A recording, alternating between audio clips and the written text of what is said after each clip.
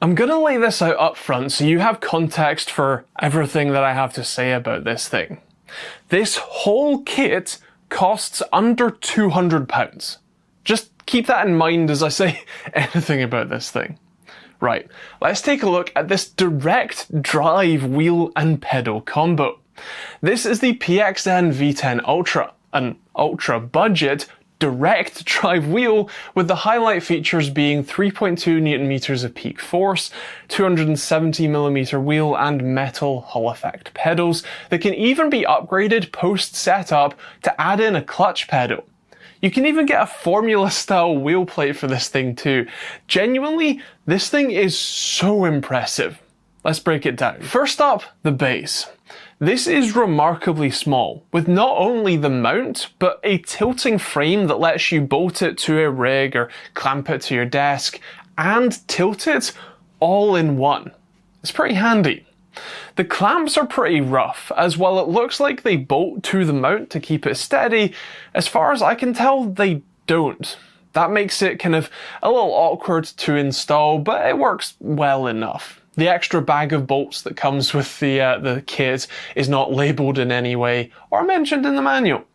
Anyway, the I/O on the base station is DC in from the remarkably small 48-watt power brick, a USB-C connector to hook it up to your system, and 3 USB-C ports for peripherals labelled shifter, pedal and extra, plus a Type A port for controller and an RJ11 for an e-stop. The wheel mount is kind of funky. It's thin plastic but a strong enough shape and has a bunch of pins in the middle.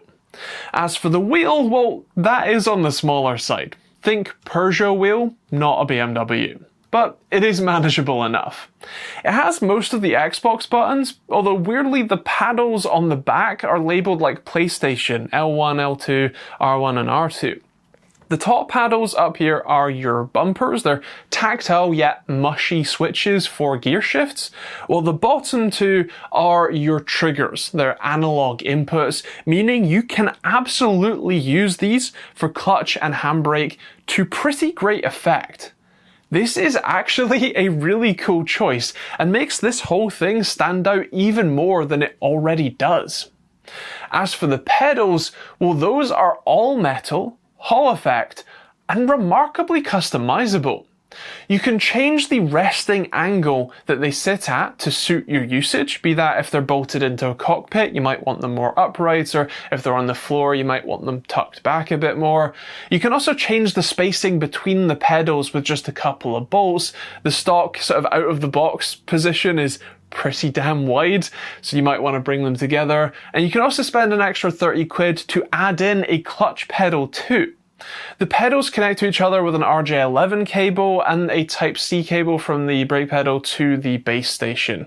Oh, and the brake pedal comes with this funky add-in sort of optional secondary 2-stage spring setup to complement the built-in and pretty weak spring. This is a lot stiffer than without, giving you both a coil spring and a rubber block to push through to get the full travel.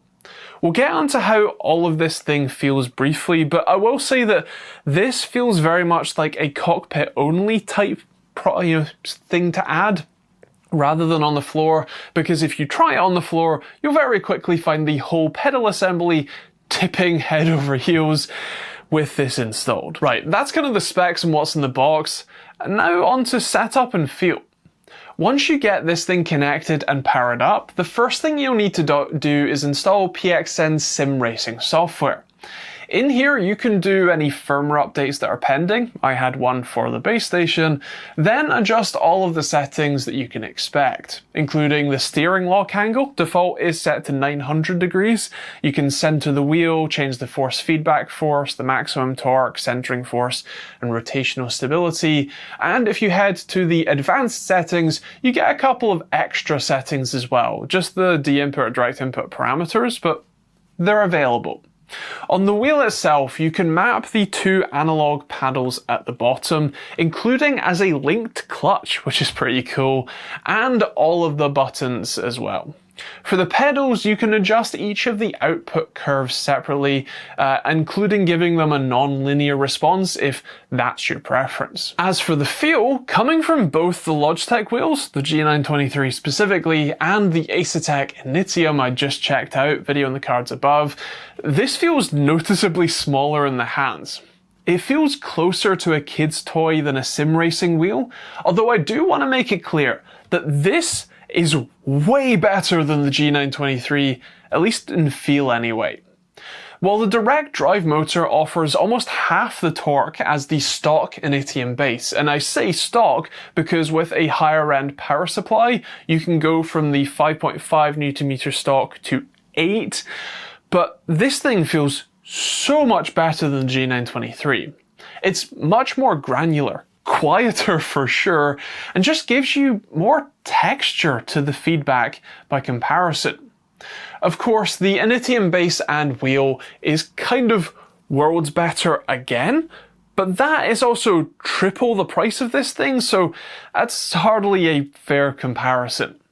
Still, the feedback here is genuinely good, if a little weak overall. The wheel itself, wrapped in its, and I quote, automotive grade ultra fiber leather grip, feels good, yet somehow not quite as premium as it sounds.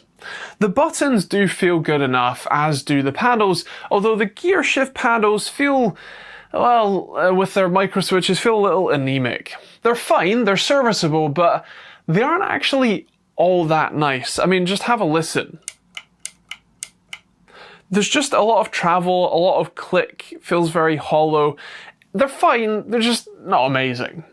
It's worth noting that you can sort of unbolt the faceplates here to swap it out for a Formula style wheel plate for just £39, which might actually be a good option to make this feel a little less comically small. The pedals, on the other hand, or I guess other foot, I guess.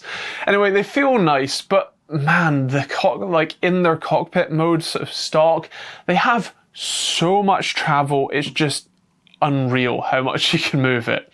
The throttle pedal is definitely light, and having that much travel, even if it is adjustable, takes some getting used to for sure. The brake pedal's optional spring is way too heavy to use these without the pedals being bolted down, meaning that I mostly used them without it, and they definitely suffered because of that. The Initium's pedals were the perfect balance of weight and feel, but neither of the options here were all that great, at least for using it on the floor. There's no feel without the spring pack, but it's also unusably stiff with it. It's just a bit of a shame, really. But remember what I said at the start? This whole kit, the all-metal pedals, the direct drive wheelbase mount and wheel, is under £200. It's currently 15% off at Amazon for £195.49, affiliate link in the description. And for that price, the question is not of how good this is there some horrendous flaw that means you shouldn't buy this over any other price comparable or slightly more expensive option? And the answer to that one seems to be no. It's great. I mean, it's mid, but this is absolutely a better experience than the G923, and that thing is between £250 and £290. And even with both the clutch pedal upgrade and the Formula style faceplate options, you'd be into this thing for less than that. I am genuinely really surprised by how good this thing is for the money. To be clear, this doesn't hold a candle to the Asetek Initium bundle, but considering just how cash-strapped the world is right now or these days, if you can only splash out £200 for a sim racing kit, well, this sure looks like where you should put it. Of course, those are my thoughts, but I'd love to hear yours in the comments down below. What do you think of the PXN V10 Ultra? Is this something you're interested in for yourself, your kids, whatever? Or would you rather spend a bit more for something like the Initium? It's over there, that's why I'm pointing there. Or would you just rather something else entirely? Let me know in the comments down below. like I said, I'll leave a link to this in the description if you're interested. If you want to check out my own hardware, the open source response time and latency testing tools, those are available at osrt.com, linked in the description as well. And otherwise, feel free to check out plenty of other videos on the end cards, including the Initium review. Hit the subscribe button. And yeah, otherwise, thanks for watching. Hope you enjoyed it.